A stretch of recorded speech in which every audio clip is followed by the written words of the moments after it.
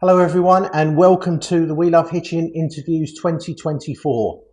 My name is Matt Porter, founder of the Facebook group We Love Hitchin, which has been a vibrant space for community for the past 9 years with a membership of approaching 30,000 people.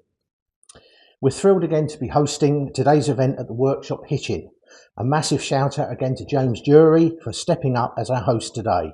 The workshop provides hot desks, co-working space, and even offices. Visit workshophitchin.com for more information. Over the last couple of weeks, we have been speaking to candidates running for the Hitchin Constituency in the upcoming general election. We hope to learn more about their platforms, visions for their community, and plans to address the key issues that matter to us most. Many of the questions asked today will have been drawn from a recent ONS survey of the key things people worry most about. So let's get started.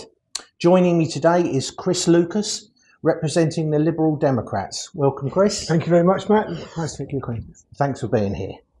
Let's start by getting to know you a little bit about you. Yeah. Could you tell us about your background and what motivated you to run for election in what is a new constituency? Absolutely. Well, my background's in teaching. I've been a teacher for 10 years. Prior to that, I ran my own business. And prior to that, I worked in industry in marketing and advertising sales. Politics is a bit like teaching in some respects, and that is that it's a bit of a calling. You know, it's not something that you kind of sort of think that you want to do for your entire life. You kind of realise that, hey, you know, I genuinely care about this and I want to make a difference. And so I remember hearing about in roughly about 2010. I heard maybe a bit earlier. I heard Charles Kennedy talk about the Iraq War, and that's when it really spoke to me, and I realised then that the Liberal Democrats were the tribe that I wanted to be part of. And so I got more involved in that time. I became a councillor when I was living in Rickmansworth in South Hertfordshire. Yeah. And then I moved to Bath, worked alongside the Liberal Democrat MP for Bath, who was then Don Foster. And I felt that, you know, this is something that I really want to do. I came to Hitchin in 2018. And got a job as a lecturer at North Herts College and also at the University of Hertfordshire, teaching business and law. And I've been there ever since. I live in the centre of town on Brand Street. My children go to Hitchin Boys School.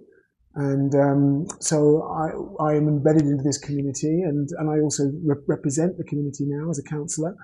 I was elected first in 2022 and then re-elected this year on May the 2nd. As the district council alongside Councillor Keith Hoskins for Priory Ward. So, yeah. Excellent. That's me. Thanks for sharing that. You're welcome. So let's now dive into some key issues that are facing our community and the country in general. Sure.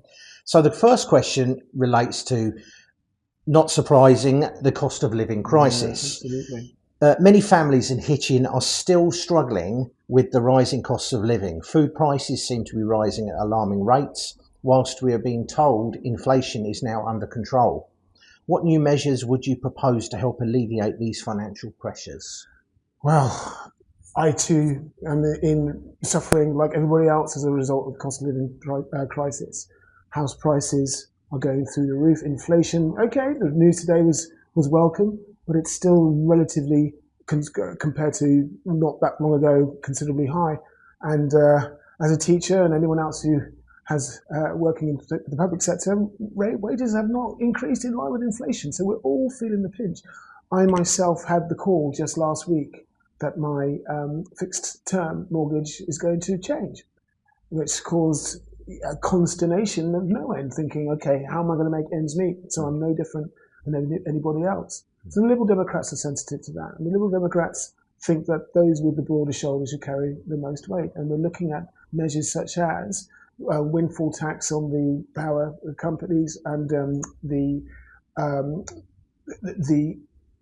social media businesses and the banks, those who are most able to, you know, give a little bit more to help alleviate the pressures on everybody else. You know, we are very keen on having a fair deal for everybody, not just the exclusive few or the vested interests of the few. We're also keen to look at capital gains tax and using that mechanism to try and bring in more money into the exchequer so that it will take the pressure off those who are struggling right now. Yeah, which brings me on to like a follow-up, which is how would that be funded without increasing the burden on taxpayers? Yeah.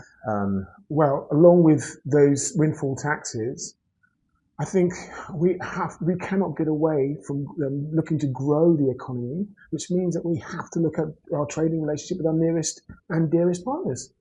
And so the Liberal Democrats are very, very keen on mending the fractured relationship with the European Union and starting with trying to have access to the single market, working closely with our European partners to try and generate prosperity for all across the whole of the continent of Europe. I mean, I understand. What I understand, the view is to try and rejoin Europe, but that would have to be for a referendum. Are you looking just to repair the ties that have been broken by the whole process? Absolutely. Let's be clear about this. Nobody is calling for rejoin now. There's no appetite for that in the country. We're still suffering as a country as a result of that highly divisive and, in my opinion, factually incorrect referendum, in the sense that we were all asked about a straightforward yes or no question, should we remain part of the European Union, but it was much more nuanced than that. Your version of what Brexit means and my version of what Brexit means may be entirely different. Did it mean that we had to leave the customs union? Did it mean that we had to leave the single currency? Did it mean that regulatory alignment across the board, we'd have to do our own thing? Or our versions of Brexit are very, very different and very, very personal. So to be presented with a binary answer, a question of the way that we were given, I think has led to this schism in society and has caused untold damage to the economy. So we must seek to repair that, and that we need to start in repairing that by fostering much closer relations again, try to rebuild the trust. The thing about Brexit was that it was the breakdown in trust between the UK and the European partners. It meant that we were more adversarial than collegiate, and that trust is still have not been repaired. There might have been, better relationships because there had to be between ministers in the EU, and the European Commission, but actually it was never going to be the same as it was when we were members of the European Union. So I think that some of the countries actually in Europe who remain in Europe took it quite personally as well. The people in those countries as well. So it's a lot to and I think that what to me it's not necessarily the actual result. I mean, it was so close, right? So to have a result, have a referendum that was so close and left with a zero-sum answer, we now leave. I don't think that was right.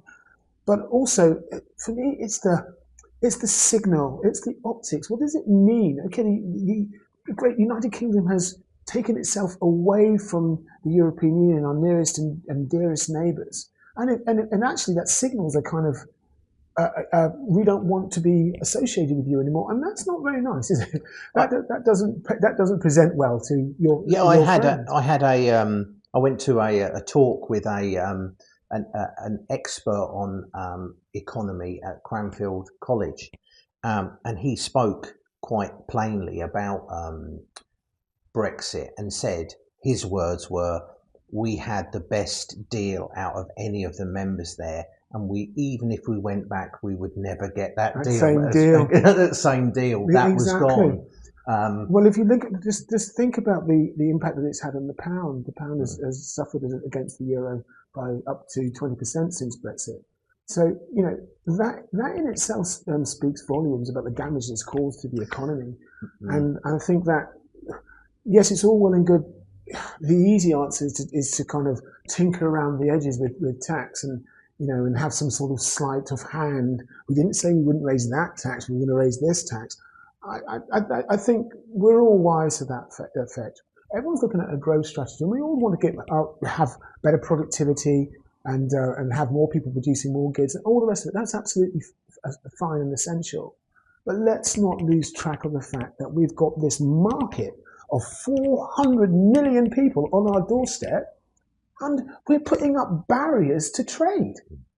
And that makes no sense. So, as I said, I teach business and law at North Hertfordshire College, and one of the things that really, really upsets my students is when and I always try and play both sides, as you know, trying to help them to kind of develop their own critical thinking skills. And they just look at me with astonishment and bewilderment and say, you took us out of this market. You're teaching us about economics. You're teaching us about trading and sales and international markets and international relationships. And yet you're trying to make the academic case for Brexit, and you're failing, sir, miserably. Yeah. So, and I can't say further than that, really. Well, thank you very much for that. Thank you. We'll move on to question 2 then, yeah, sure. Which is NHS and Healthcare. Yeah. With 85% of the people in that poll concerned about the NHS, what are the plans to improve healthcare services, reduce waiting times and address staffing issues? Yeah. It wasn't that long ago when I had to try and get a GP appointment myself. And funny enough, we are just down the road from my GP surgery. And if I told you that I picked up the phone at 7:59 a.m. and then literally I look at my phone and then pressed dial as soon as it hit 8 a.m., only to be told I was 29th in the queue. And I'm sure that my experience was no different from the vast majority of people in Hitchin. We are blessed with some fantastic doctors and very, very, very professional and they want to do a good job. However, clearly, the demand is outstripping supply. So the key thing that we need to look at is increasing the total number of GP doctors across the country. And the experience in Hitchin is no different. It's been replicated throughout the constituency. I know that in areas such as Alsey and Stotfold, it is particularly acute. Yeah, I live in Stotfold. So there you go. So you know as well as, probably better than I do. I have to tell you that our family, due to our personal circumstances, as we have children with who are vulnerable, right. We chose to move surgeries to Letchworth, which is out of catchment, and we had to sign a form to say that we agreed we wouldn't have home visits and those things. Not that I'd had a home visit for a long time. Gosh, I was about to say that's rare. And that worked very well. However, my son was signed up with beds CAMS and other organisations who immediately dropped him from their books, and he then had to have a reapplication through Hearts CAMS, who then said, we've got a long waiting list, we'll try and get to you when we can. So just that moving 3 miles has in fact caused him loss of care, again. So that's the kind of issue, and it's to do with funding. Literally, that was all it was, because there wasn't supposedly an agreement in place between our surgery and mid-beds.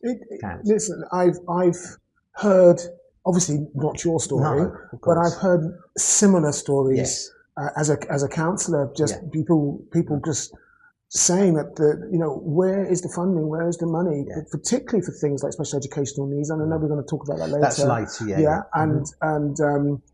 and mental health challenges. Yes, it is one of those areas which people don't like to talk about, really, but it's becoming much more prevalent in everyday life, and I think it was exacerbated by the pandemic. Now, I was thinking more about my students and how the pandemic really, really has impacted an entire generation of young people. I think that the consequences of the pandemic are not going to be felt for a very long time. I don't think it's any secret that there's been an increase in mental health issues. There's been a lot more awareness around anxiety and around depression. And there's a lot more students who are presenting with certain social skills that are building blocks of social skills that are missing, that as a result of the pandemic, of those couple of years where we were under lockdown and other procedures. So the effect that had on the NHS, particularly on social services, was immense, and we are still feeling the aftermath of that now. So the Liberal Democrats, we want to have an immediate injection of 8,000 new GPs across the country. That's something that we want to be very, very focused on and increase healthcare provision across the board. And okay, I know we're going to talk about SEN later on, but we want to have a key focus on those key issues because I think that it's such an important area that is currently, I don't think that any party, any sort of provision or policy or manifesto pledge really has focused on those issues as the Liberal Democrats have. Thank you very much. I think that's good. I think we're clear on that one. I'll move on. Otherwise, we will be here all night, and I'm sure neither of us want that. So, question 3, economy. Yeah. The broader economic situation is a concern to 68% of the population. What strategies do you have to address inflation? This inflation's obviously coming down, but the cost of everything remains the same. Absolutely. Regardless. I think that so that's important. Unemployment and employment and encouraging people to work, and in the economic stability. Sorry, is that? No, that's absolutely fine. So, I'm a public sector worker myself. I work as a teacher, a lecturer at North Hertfordshire College in Hitchin. So it's particularly acute in the FE sector, in the further education sector, because this government have stripped out funding out of the FE sector, unlike any other sector of education. So myself and my colleagues, we feel it. We feel the inflationary pressure of everything going up in terms of food, in terms of fuel, house prices, services, you know it. We all know it, and yet our wages are stagnating, have stagnated. I'm not saying that it's better, particularly better in the private sector, because I'm sure that we're all feeling the pinch, but there's a lot more leverage within the private sector to take into account increases in salaries. If they can pass on those costs on to their customers, then obviously they're being able to then increase salaries commensurately. We don't get that as teachers, and we don't. So we feel that pressure, acutely at the coalface. So in answer to your question, what we're going to do about it, then it goes back to I think it was the first question where we talked about we need to look at things like we can tax around capital gains tax. So we're looking at those millionaires and billionaires who could maybe give back to the exchequer, the country, a bit more. It's perhaps they don't need to be earning the millions and billions of pounds that they do without contributing to the country that's allowed them to earn that. So let's look at that. And we also need to look at the windfall taxes. We need to look at the role that the banks and the tech companies have, who have, let's face it, they have really, really, as a result of operating in our country, they have reaped billions of pounds from ordinary people, and I think it's timely that they get a lot more of that back to take the pressure off. That's just the normal everyday person in the street. Because it goes back to what we're saying about the Liberal Democrats believe in having a fair deal for everybody in our country.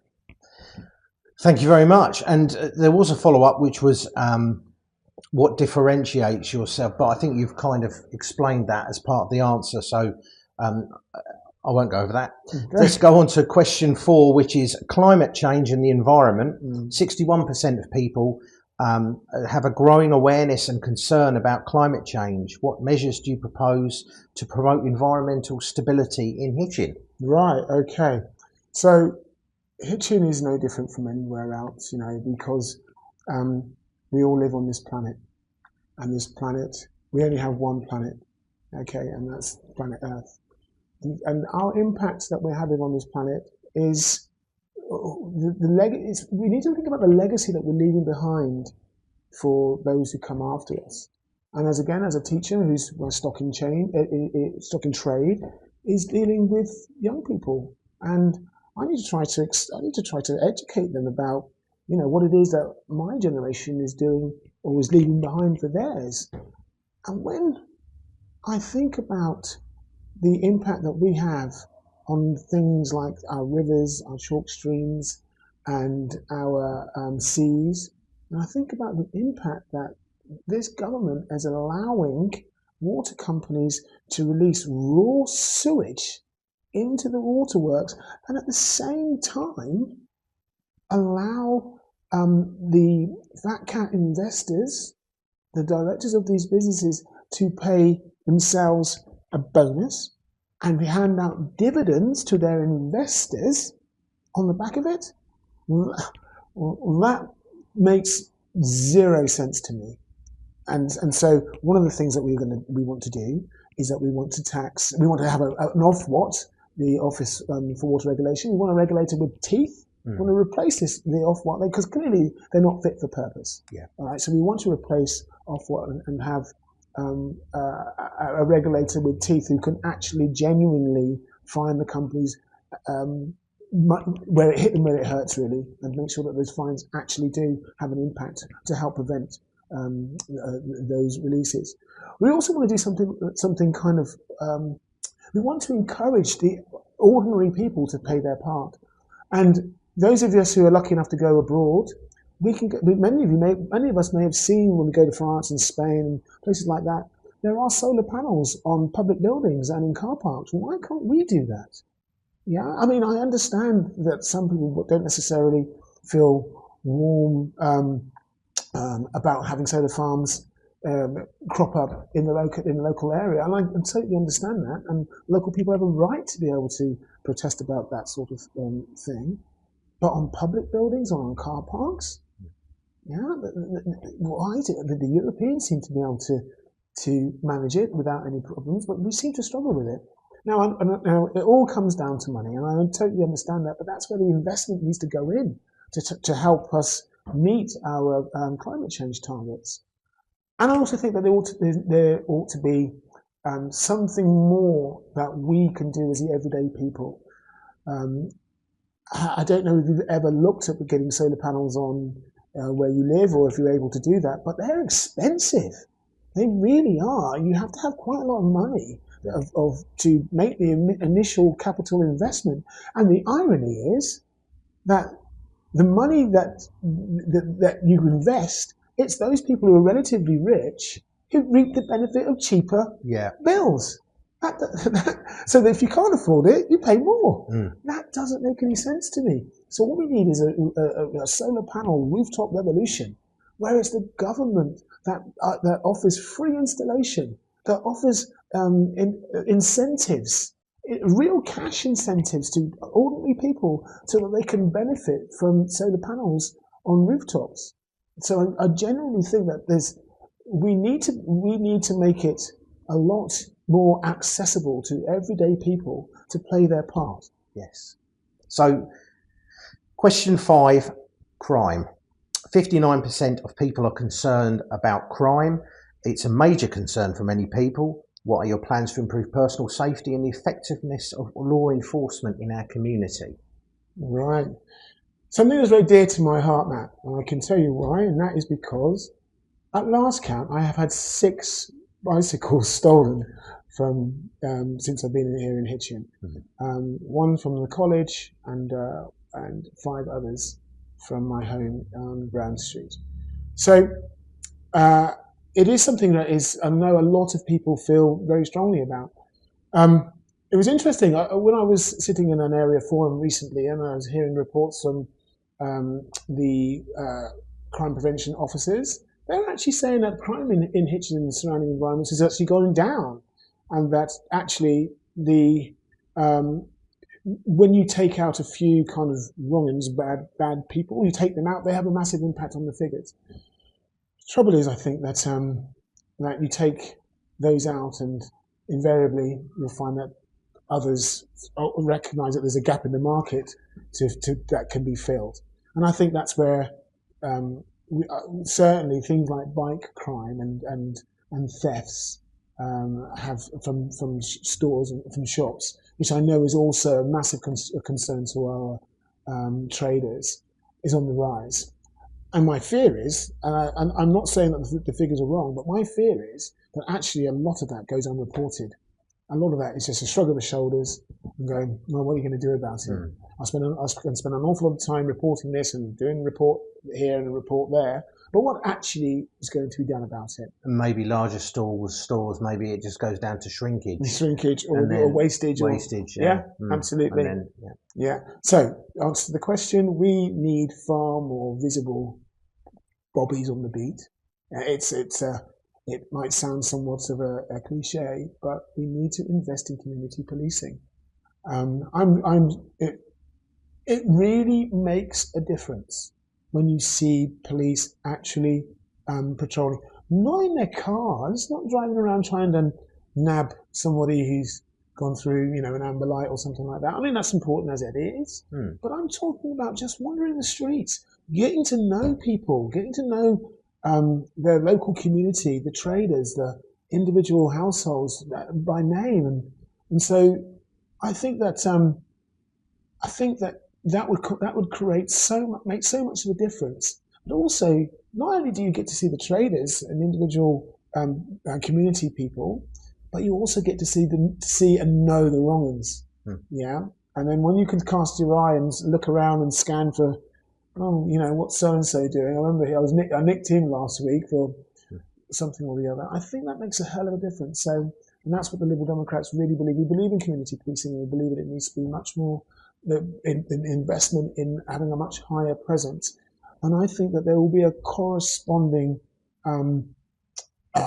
improvement in the feeling of vulnerability to crime. And faith in the police. Absolutely. I like I say, I don't doubt for a minute that the figures that were reported or everything going swimmingly in our local area, I don't doubt those figures for one moment. But you need to delve a little bit about underneath those figures. How much those figures don't reflect what goes unreported, firstly, and secondly, I think that those figures. There's a saying that perception is reality. Yeah. Never mind. You could have a conservative minister trapping off about how things have massively improved and inflation's gone down, whatever, and that all those IFS statistics might be true. But how does it actually make you feel? How does that trickle down to you personally?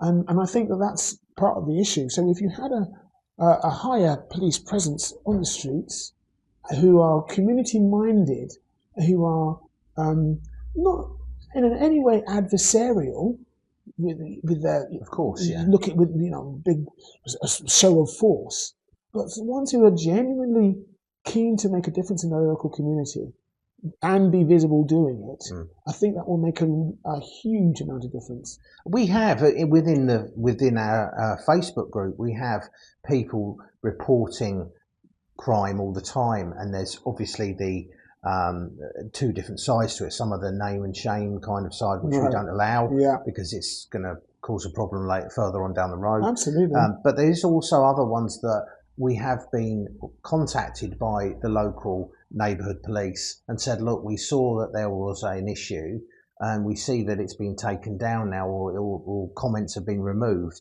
but would that person like to contact us in order to try and resolve the situation? And in a couple of times that's happened. I think my bike was relatively successful. My bike was on We Love Hitchin. Yeah, my neighbour put it on there, So I myself have availed myself of that particular certainly, service. and that brings a bit of faith, because otherwise you get people, police won't do anything, but of course they will do what they can, and in this case they have. So Yeah, it was good. Yeah, it is good. And, you know, in my role as a counsellor, I've got to meet a lot of the community policing guys, and they are wonderful people, and they do care. They genuinely do care. It is, however, one must think really, is it, you know, what's really going to happen as a result of this? Is it really going to, if me giving my time to report this, yeah, there's a trade-off in all this. And so, but I think that if there were many more, a lot more bobbies on the beat who are really visible presence, who are known community figures and are proud to be embedded in the community, that to me, I think, will have a trickle-down effect on not just the actual numbers, the hard numbers between around crime rates, but also in the perception that people are feeling much safer in their own homes. Okay, thank you very much for that. I'll move on to question 6, which is housing. Okay. 58%. So housing affordability and availability are significant issues. Yeah. What measures would you take to address the housing crisis, particularly for younger people and those on lower income? I know, having done some research myself, that the price of the average price of a house in Hitchin itself is 20,000, 30,000 more than the outside villages and towns. What was it? 200,000 difference between Hitchin and Ipswich, where I used to live. So that's a lot of money for people to find from their first home. My first home I was able to get at the age of 23. I understand it's late 30s, but sometimes in the 40s before people are getting to the point they can afford a home. So what would you do to try and address this crisis, or what the Lib Dems will do to address the crisis? I was listening to the radio today and I heard this statistic. I don't know how true it is, but it was on the BBC, so it must be true. A chap on there was saying that the multiplier that a private rental company wanted in order to rent them the property was 33 times their monthly salary. So what they get per month, they wanted a 33 times multiplier. And it's just mind-boggling. How is somebody who's perhaps just come out of university, who's looking for an entry-level job, but doesn't want to live at home? You know, imagine you've gone away from university, perhaps you spent 3 years either in halls of residence or student digs, and after those 3 years, you go, what? You've had all that independence and you lived your life for 3 years, you've grown up, and you've become much more adult and independent, and then after that, you're just left with the prospect of, I can't afford to live anywhere, I've got to go home. And what about those whose perhaps their home circumstances aren't conducive to them going back to their homes? So I'm very, very aware as a teacher, and I teach in a FE college, so I prepare my students who are going to university or getting apprenticeships or getting jobs. So this topic comes up a hell of a lot. It really does. And it all comes back down to supply. You know, the demand is there, and that's the issue with Hitchin. You know, I don't know if I could be able to afford where I live now. I was fortunate enough to move here 8 years ago, get myself a mortgage, find myself a property that was suitable for myself and my sons. But I don't know. I can tell you for a fact, my wages haven't gone up to match in line with house prices. Yeah. Absolutely no chance. And so it does beg the question. We are victims, Hitchin, are victims of their own success. Someone said to me the other day that Google employees in their handbook, when they're moving offices, Hitchin was one of the recommended places where they live. Yeah, and because it's certainly a popular place. You only have to look at programs such as location. Absolutely. And I grew up in Hitchin, and I see them walking around streets that I'm amazed. because they're transformed Yeah. from what They when I used to grew be, up, where yeah. they might have been I don't know. It's just an amazing transformation of the town, really. Not only the transformation of the town and the money that has clearly flowed into the town, but it's also we benefited from really good schools, really good schools. And despite, yes, there's been difficulties getting GP appointments, and we haven't even got on to dentists. I don't know if that's coming up later. But public services and crime rates and education are all really, really high. The crime rates are high, really low, but the quality of our public services is really good. And then you add on to the fact that you can get a fast and relatively reliable train service from Hitchin into King's Cross in 35 minutes. The secret is out. So if you want to find a wonderful place within easy reach of London, within the commuter belt, yes, there's this great place called Hitchin. That is just within easy reach of the big state, and so the answer is supply. The Liberal Democrats believe that we really need to have a house building program with 380,000 houses per year built for the duration of this Parliament, but we also need to have a proportion of those dedicated to affordable housing, and of those 150,000 a year should be in affordable housing.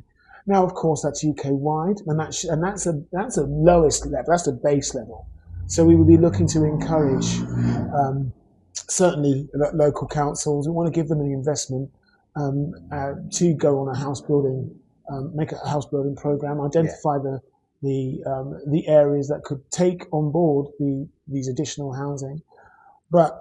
I'm a councillor in Priory Ward, and I'm well aware of actually, the ward as a whole is, yes, we have pockets of deprivation, but it's a fairly affluent ward, and there ain't that many places around where we can suddenly put a load of social housing. There's not, or affordable housing. Yes, there's not. So there's no magic wand to be waved here, but you've got to make a start somewhere, and having some kind of minimum number that you're going to shoot for every year, I think, is a start. Yeah. Okay. I mean, personally, I've experienced where I moved back to the area looking for a home to buy, renting, and then being stuck in rent for 4 years and spending £50,000 in rent. That was crackers. The deposit to my house. That's crackers. Absolutely being spent. Crackers. So the price of private renting and all of those sort of things are real. If you can't afford a home to buy with a mortgage, you're spending as much renting a home. Probably more. Or more. Yeah. So I moved, as I said, from Rickmansworth. Yes. And again, in the south of the county. Again, a very prosperous commuter belt area. I was very privileged to live there for a number of years, to then go to Bath, and again, it's another very... you know where to live. I know, it's all work has taken me these places. And then again, back in 2018, I was privileged enough to move to Hitchin. And I've seen house prices just go through the roof. Absolutely astronomical. So, and I don't think... nobody's got a silver bullet to this problem, but you have to start somewhere.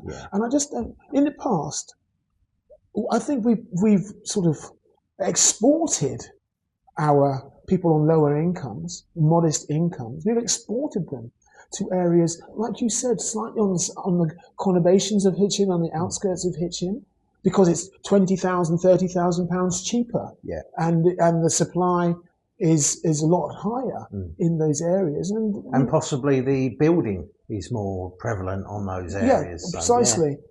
But I don't think that's right. I don't think that's fair. you said you were born and raised in Hitchin before yeah. you moved off possibly to university or whatever. The fact is that why should you, who was born and raised here, not feel some kind of entitlement to be able to live back in the town where you grew up? So I think that's fair and reasonable. So we just have to make sure that the government is funding the house building program to provide for affordable and social housing for those people who actually come from the area. Okay. Right, I will move on to question 7, which is roads. What will you do to improve the appalling state of our roads, where in particular potholes that are a hazard to drivers and pedestrians indeed? They cause damage to cars, people trip over, and they're not being repaired timely due to arguments over who's responsible, whether it's an adopted road, unadopted, on a whatever. What plans would the Lib Dems have to try and sort this problem out? And it is particularly acute in Hitchin and throughout the constituency. Anyone who travels around the constituency, which I have had the privilege to do as the parliamentary candidate for the Hitchin constituency, knows that the road network is in a parlour state, and that's the reality of it. It seems no sooner does a road get repaired before trucks and lorries and other vehicles are constantly going over it, digs them up, and it looks almost as if it's not been done before. And it beggars belief that other countries who have the same, if not worse in terms of climate, seems to have roads that seem to be much more fit for purpose than ours do. They don't fall apart within short order. Now, I'm a keen cyclist, and most people would have seen me around town on my bike.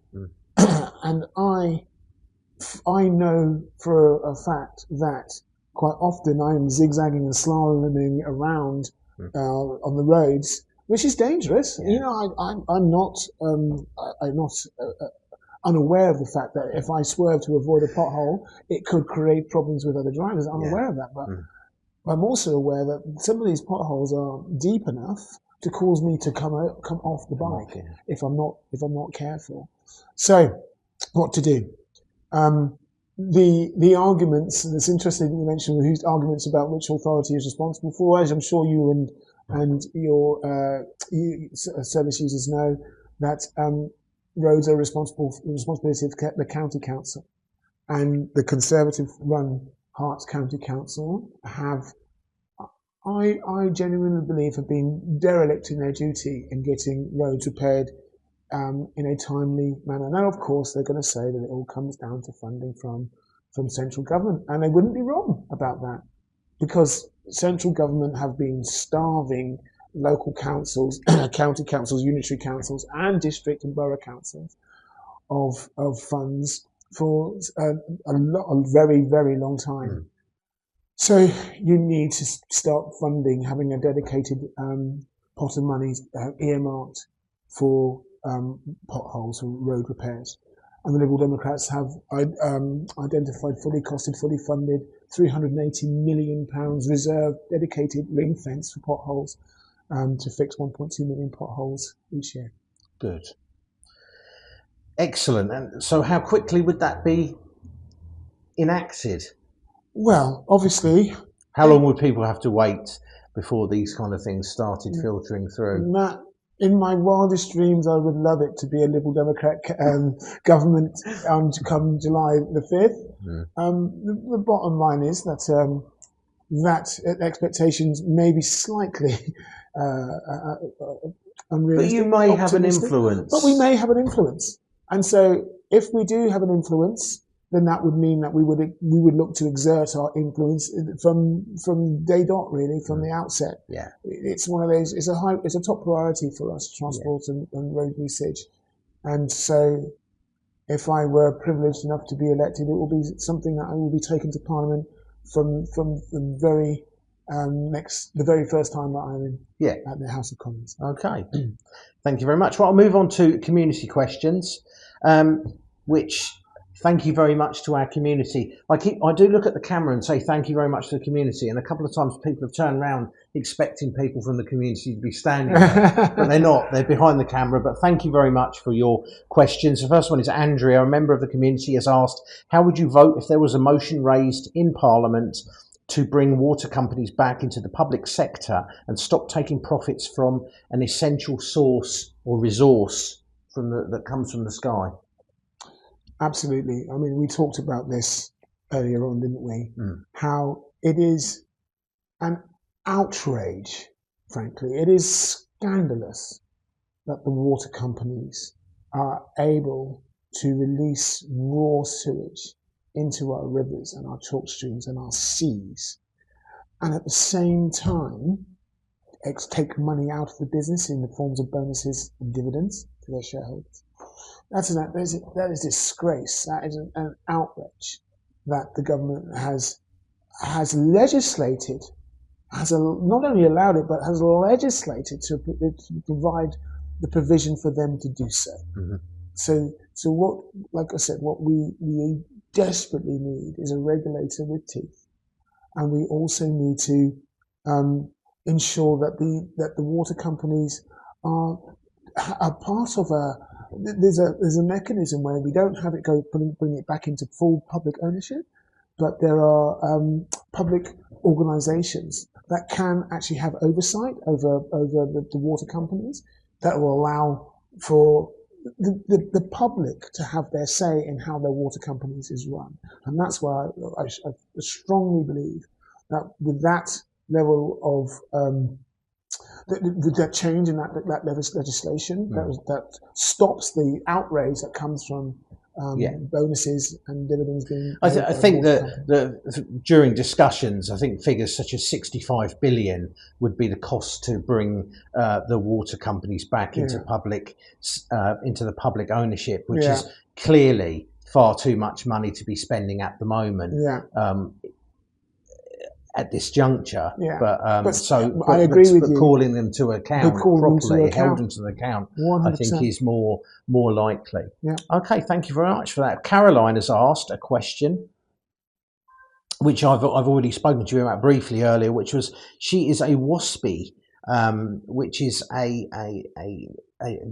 female who feels that they weren't given sufficient. They were born in the 50s and they weren't given sufficient notice about the changes in the retirement age, state pension age, and therefore she is in financial difficulties due to it. That the Parliamentary and Health Service Ombudsman has ruled the Department of Work and Pensions has failed to adequately inform women born in the 50s to change their state pension age. They are still waiting, many without even reasonable incomes, and are left in many cases to humiliate themselves at job centres whilst decision makers sit on their hands, deciding if they are deemed appropriate for assistance. What steps would you take to help people like Caroline? It's a sort of two-pronged thing here. One is the way that people are treated, and secondly, how quickly they may well get this resolved, which has been dragging on. The Waspie women have been, I think, the most dignified, the most one of the most strongest groups that have worked to identify what is actually a public scandal. It's along the same lines as the post office scandal, and also the scandal that has affected the Windrush generation.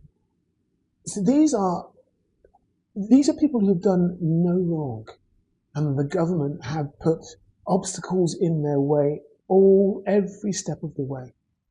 Now, it's a disgrace, it's an outrage, and these things have got to change. We need a change of government that is genuinely sensitive to the Waspie women and the other major campaigns that are affecting our country. This whole stance of unaccountability, not me gov style of governance, I think it has got to change. You need people who are actually going to take responsibility. Own up to when people have been harmed and been wronged, and act immediately with expediency to sort this out. Yeah. Now, this government has put up blockages and obstacles every step of the way, and as I said, that there are other campaigns that have suffered as a consequence of this government's belligerence. It's got to stop. And that's why we definitely need a change in government with people who genuinely care. They're not looking to hide behind who said what and who said when and not pay the necessary compensation. They need to be compensated, and they need to be compensated now. Okay, thank you for that. Nyland and Lauren have asked similar questions. Should we be providing arms and assistance in the Gaza War? And should we be recognising Palestine as an independent state? I'll take the last question first. Yes, we should. I think that Palestine should be an independent state alongside a safe and secure and independent Israel. So the shorthand is the two-state solution, as they say. But absolutely, it should be an independent state. That doesn't necessarily mean that it should be set up in order to make Israel feel threatened, and that they don't have the right to exist, which is unfortunately the stated aims of a lot of those terrorist groups that currently are prolific in Palestine. Obviously, you've got the Hamas, and you've got the PLO, and then in Lebanon you've got the Hezbollah. So that doesn't necessarily mean that you can set it up and Israel is constantly feeling threatened by the nearest neighbor. That's not what this is about. The two-state solution provides for the means that both states can have the right to be free and govern themselves. With regards to the first question about selling arms. Should we be providing us? I know that we don't technically provide arms, but we provide the licenses to the arms dealers or the weapons dealers. Yeah, absolutely, which is very different from other countries who directly, like the United States, for example, who directly provide arms to Israel.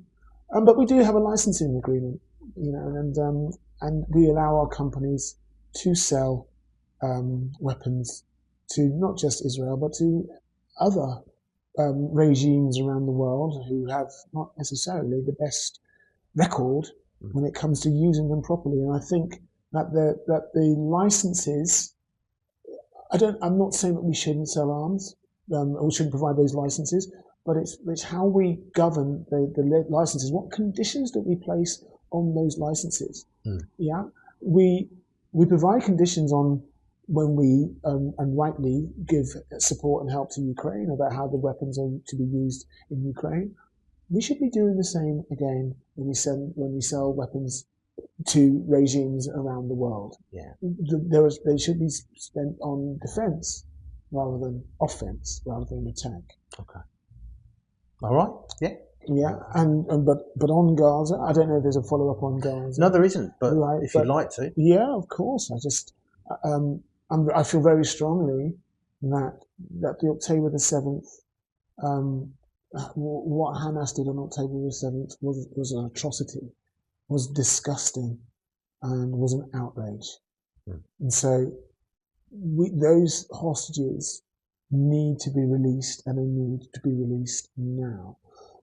But equally, there is widespread death of tens of thousands of people have been slaughtered across Gaza by the IDF, the Israel Defense Force, and quite often that those people are innocent. Now, I despair. There's one term that brings to me almost a tear to my eye, and that is collateral damage. If you've got one Hamas person that you know is there, surrounded by innocent people, are you entitled to drop a bomb to kill that one Hamas terrorist when there's innocent people all around them?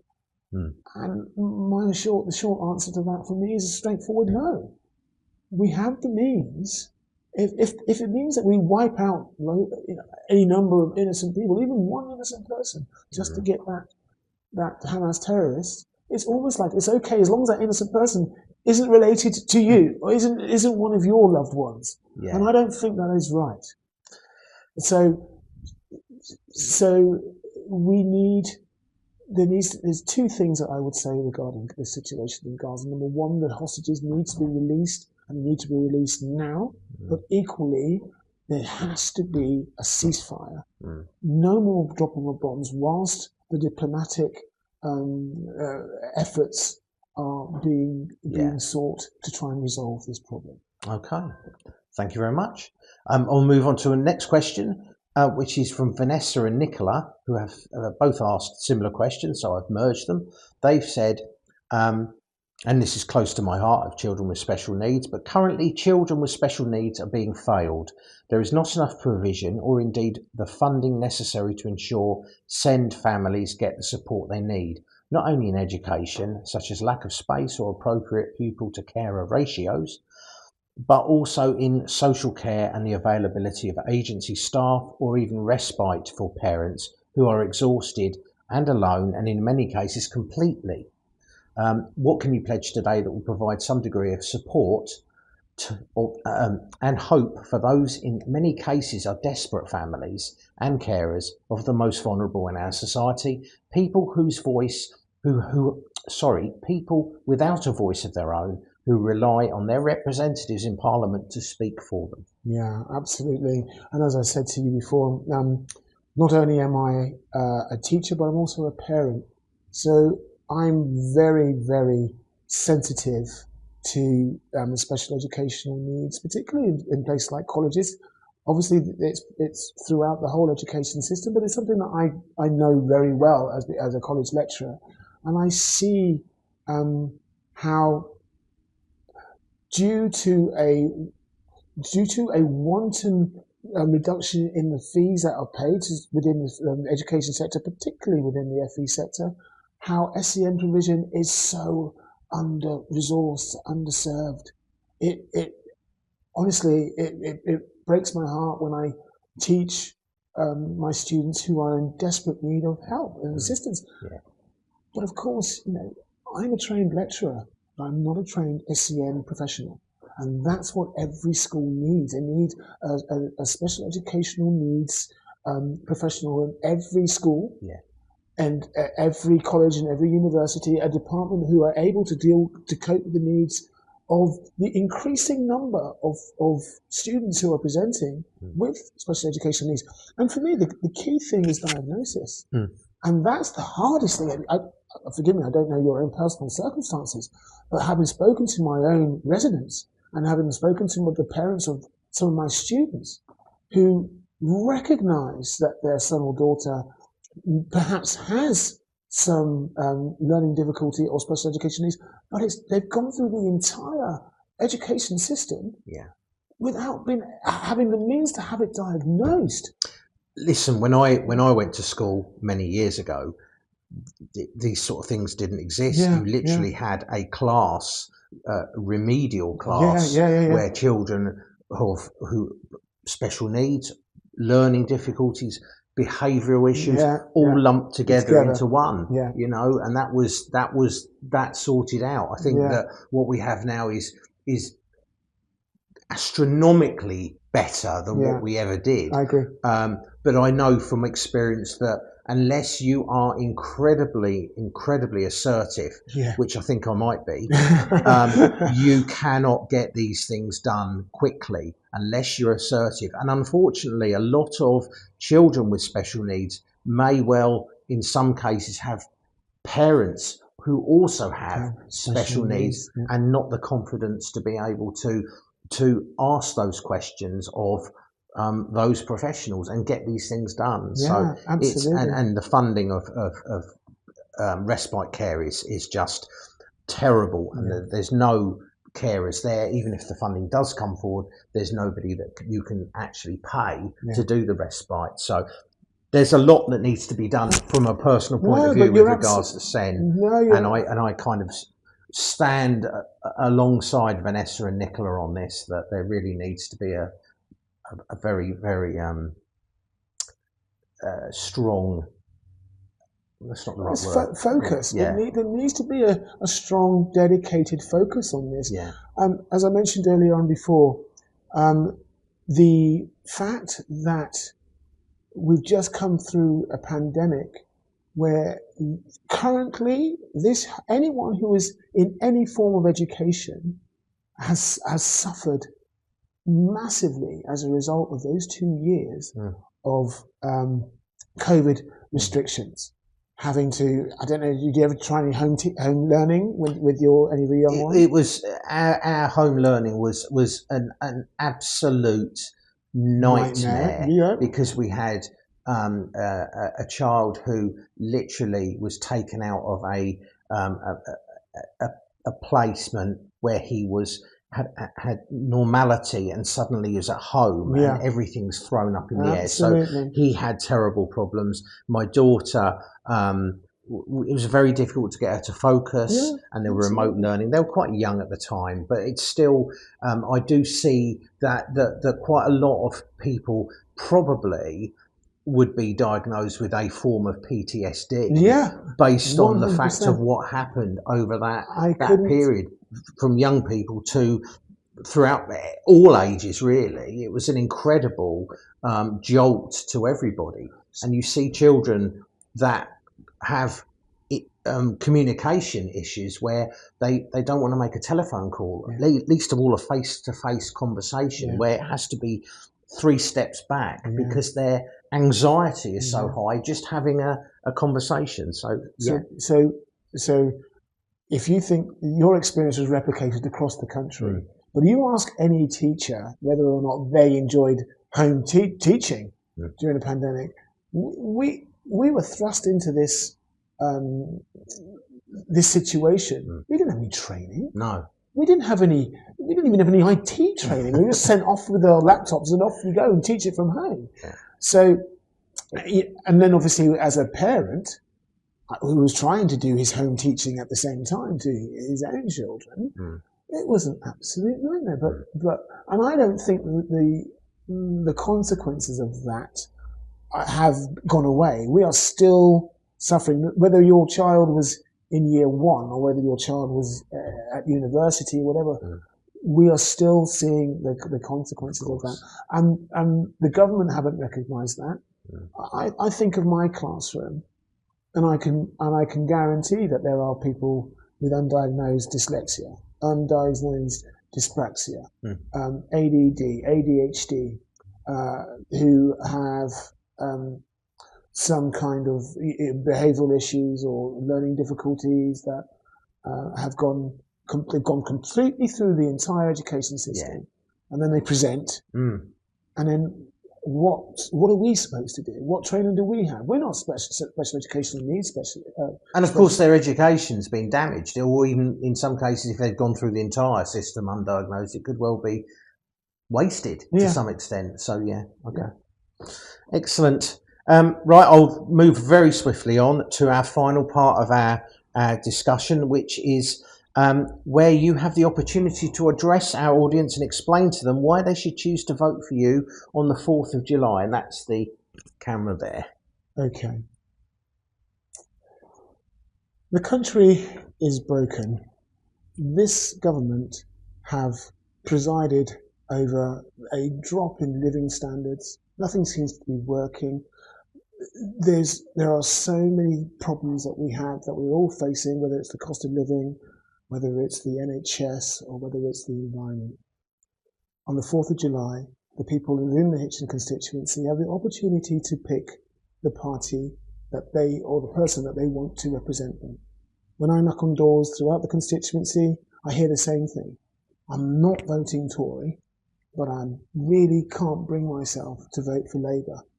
So tell me, why should I vote for you? And the answer is simple. I'm just like you.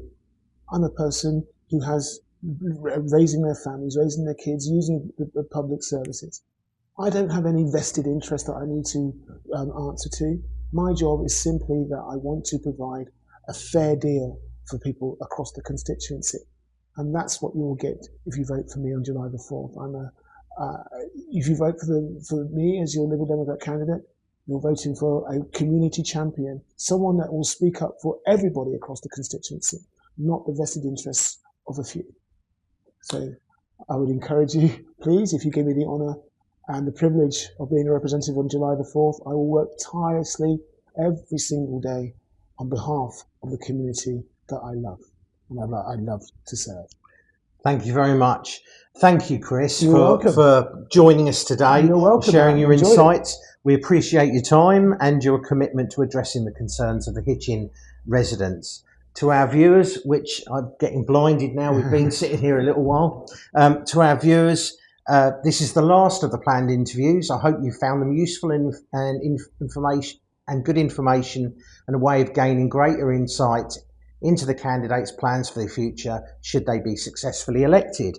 Also, to our members and viewers, remember your engagement and questions are vital to this process. Please continue to share your thoughts and comments on this post in the Facebook group We Love Hitchin, and remember to keep comments and discussions respectful and courteous.